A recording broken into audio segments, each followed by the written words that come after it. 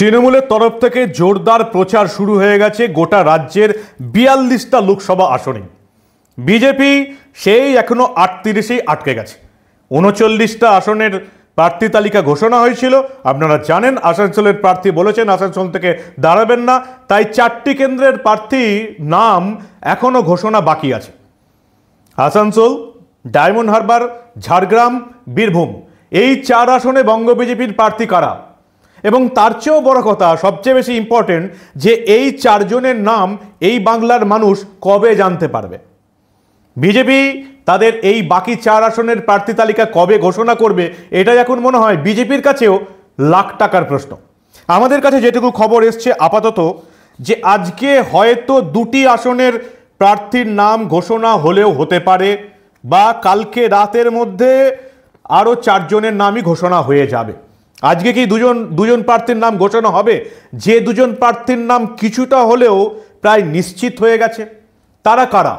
কোন ২ আসনের প্রার্থী তালিকা ঘোষণা হবে আর কোন ২ আসনের প্রার্থী তালিকার নাম এখনো পড়ে থাকবে, সবটা শোনাবো আপনাদের।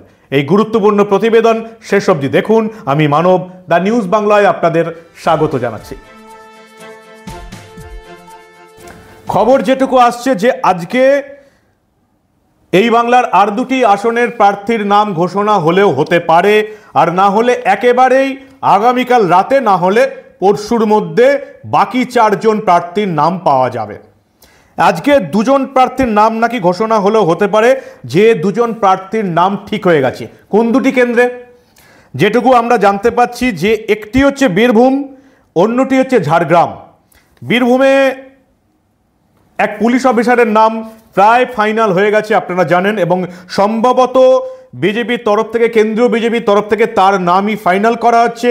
আইপিএস অফিসার দেবাশিস ধর, আপনারা জানেন তিনি কিছুদিন আগেই ইস্তফা দিয়েছেন চাকরি থেকে। এই সেই দেবাশিস ধর শীতলকুচির কেন্দ্র বাহিনীর গুলি চালানোর ঘটনায় সংখ্যালঘুদের মৃত্যু, এবং তারপর কেন্দ্রীয় বাহিনীকে সাপোর্ট করেছিলেন এই পুলিশ অফিসার দেবাশিস ধর। তারপর থেকেই মমতা বন্দ্যোপাধ্যায় সরকারের চক্ষুশূল, এমনকি তার বাড়িতে সিআইডি অভিযানও করেছে, তল্লাশিও করেছে। কিন্তু কারণ সবাই জানেন, যে যেহেতু কেন্দ্র বাহিনীর গুলি চালানোর সাপোর্ট করেছিলেন শীতলকুচিতে, সেই জন্য দেবাশিস ধরকে একেবারেই দেখতে পারেন না মমতা বন্দ্যোপাধ্যায় এবং তার প্রশাসন। সেই দেবাশিস ধর এতদিন ধরে কম্পালসারি ওয়েটিংয়ে থাকার পর ভোটের ঠিক মুখে ইস্তফা দিয়েছেন, এবং যেটুকু মনে করা হচ্ছে এখন অবধি যেটা ফাইনাল হয়ে আছে, যে বীরভূমের বিজেপি প্রার্থী হচ্ছেন দেবাশিস ধর, আইপিএস অফিসার। ইতিমধ্যে এক প্রাক্তন আইপিএস কয়েকদিন আগেই অবসর নিয়ে ভোটের মঞ্চে আপনারা দাঁড়াতে দেখেছেন। আইপিএস দাঁড়িয়েছেন তৃণমূলের হয়ে প্রসূন বন্দ্যোপাধ্যায়, আপনারা দেখেছেন। সেই প্রসূন বন্দ্যোপাধ্যায়ের পর এবার কি দেবাশিস ধর বিজেপির হয়ে বীরভূমে প্রার্থী হচ্ছেন? আপাতত যেটুকু মনে করা হচ্ছে, বঙ্গ বিজেপি সূত্রে যেটুকু খবর, দেবাশিস ধরের নাম একেবারে পাক্কা হয়েই আছে, শুধু ঘোষণার অপেক্ষা। বড় কোনো অঘটন না ঘটলে বীরভূমে শতাব্দীর বিপক্ষে প্রার্থী হতে চলেছেন বিজেপির দেবাশিস ধর, প্রাক্তন আইপিএস। আরেকজন প্রার্থীর নাম আজকে ঘোষণা হতে পারে, তার নাম আমরা দেখতে পাচ্ছি, যে ঝাড়গ্রাম আসনের নাম ঝাড়গ্রাম, এবং সেখানেও ভোটের কয়েকদিন আগে একজন অবসর গ্রহণ করেছিলেন, তার নামই মনে হয় ফাইনাল হতে চলেছে। তিনি হচ্ছেন ঝাড়গ্রাম মেডিকেল কলেজ হাসপাতালের রেডিওলজি বিভাগের চিকিৎসক প্রণত টুডু। এখন প্রাক্তন বলতে হবে, এই প্রণত টুডুও কিছুদিন আগেই তিনি অবসর ঘোষণা করেছেন চিকিৎসক জীবন থেকে, এবং এই ঝাড়গ্রাম আসনে এই প্রণত টুডুকেই প্রার্থী করতে চলেছে বিজেপি, এমনটাই কিন্তু খবর। এবং যেটুকু এখন অবধি খবর, যে এই প্রণত টুডু, যার আদি বাড়ি হচ্ছে ঝাড়গ্রাম লোকসভার অন্তর্গত পশ্চিম মেদিনীপুরে গোয়ালতোড় থানার দোবাটি গ্রামে, কর্মসূত্রে ঝাড়গ্রাম শহরে তিনি থাকতেন এতদিন ধরে। ১২ বছর ধরে ঝাড়গ্রাম হাসপাতালের রেডিওলজি বিভাগে ছিলেন। সক্রিয় রাজনীতি না করলেও গত কয়েক মাস বিজেপির জেলা কার্যালয়ে বিভিন্ন কর্মসূচি যে যোগ দিয়েছিলেন এই প্রণত টুডু, তাকেই প্রার্থী করতে চলেছে ঝাড়গ্রামের। যদিও ঝাড়গ্রামের ক্ষেত্রে আরও একটা নাম আছে, তিনি হচ্ছেন প্রাক্তন আইপিএস ভারতী ঘোষ। ভারতী ঘোষকেও বিজেপি এই ঝাড়গ্রামে প্রার্থী করতে পারেন, এমন একটা খবর। কিন্তু জেলা বিজেপি সূত্রে যেটুকু জানা যাচ্ছে, যে ঝাড়গ্রামে এই চিকিৎসক প্রার্থী প্রণত টুডুর নাম প্রায় পাকা হয়েই আছে। কিন্তু বাকি 2 আসনের নাম কবে ঘোষণা হবে? বিশেষ করে অভিষেক বন্দ্যোপাধ্যায়ের ডায়মন্ড হারবার, সেখানে একমাত্র এসইউসিআই প্রার্থী দিয়েছে, বাকি সিপিএম, কংগ্রেস, আইএসএফ, বিজেপি কেউ কোনো প্রার্থী দেয়নি। তাহলে কি অভিষেক বন্দ্যোপাধ্যায়কে ওয়াকওভার দেওয়া হচ্ছে? কাকে প্রার্থী করা হবে ডায়মন্ড হারবারে। বেশ কিছু নাম উঠে এসছে, আপনারা জানেন। এর মধ্যে সবচেয়ে বেশি যে নামটা উঠে এসছে সেটা হচ্ছে শঙ্কুদেব পান্ডার নাম উঠে এসছে, আইনজীবী কৌস্তব বাগচির নাম উঠে এসছে, এবং আরেকজনের নাম উঠে এসছে, তার নাম হচ্ছে অভিজিৎ দাস ওরফে ববিদা বলেই নাকি ওখানে বিখ্যাত।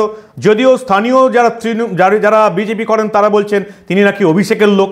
বেশ কিছু নাম উঠে এসছে এবং প্রাক্তন যারা সিকিউরিটি কর্তা যারা ছিলেন তাদের কয়েকজনের নাম উঠে এসছে। কিন্তু ডায়মন্ড হারবারে অ্যাকচুয়ালি বিজেপির প্রার্থী কে হতে চলেছে, এটাই এখন লাখ টাকার প্রশ্ন। এবং সেই সঙ্গে আসানসোলে পবন সিংয়ের জায়গায় আসানসোল আর কাকে প্রার্থী করবে, কবে প্রার্থী করবে? আসানসোল ডায়মন্ড হারবার তো কবে প্রার্থী করবে, যেটুকু আমরা শুনতে পাচ্ছি আগামীকাল রাত বা তারপরে পরশু দিনেও এদের প্রার্থী তালিকা ঘোষণা হতে পারে আসানসোল এবং ডায়মন্ড হারবারের ক্ষেত্রে। যদিও আজকে যেটুকু খবর, যেটুকু আপডেট, যে আজকে ঝাড়গ্রাম এবং বীরভূম আসনের এই দুজনের নাম ঘোষণা করা হতে পারে। বিজেপির মধ্যেই এখন কিন্তু একটা প্রশ্ন জেগে আছে, আর কবে প্রার্থী তালিকার ঘোষণা হবে? এই 4টে লোকসভা এরিয়াতে বিজেপি কর্মীরা পর্যন্ত ক্ষুব্ধ হয়ে গেছেন যে কবে তারা ভোটের প্রচারে নামবেন। কোনো দেওয়াল তো আর ফাঁকা নেই। বাকি দলগুলো, বিশেষ করে তৃণমূল, সিপিএম, কংগ্রেস, আইএসএফ আছে, বাকি দলগুলো বিভিন্ন জায়গায় দেওয়াল পর্যন্ত দখল করে নিয়েছে, পোস্টার পড়ে গেছে। এই 4টে জায়গায় বিজেপি প্রার্থীদের নাম কবে আমরা জানতে পারবো, আর কবে থেকে তারা প্রচার শুরু করবেন, সেটাই এখন লাখ টাকার প্রশ্ন। আপনারা কি বলেন? আপনাদের মূল্যবান এবং গুরুত্বপূর্ণ মতামত জানান দা নিউজ বাংলার কমেন্ট সেকশনে। লোকসভা ভোটের বিভিন্ন ঘটনা জানতে আপনারা নজরে রাখুন দা নিউজ বাংলা। আমরা অনেক ঘটনায় চেপে রাখতে দেব না।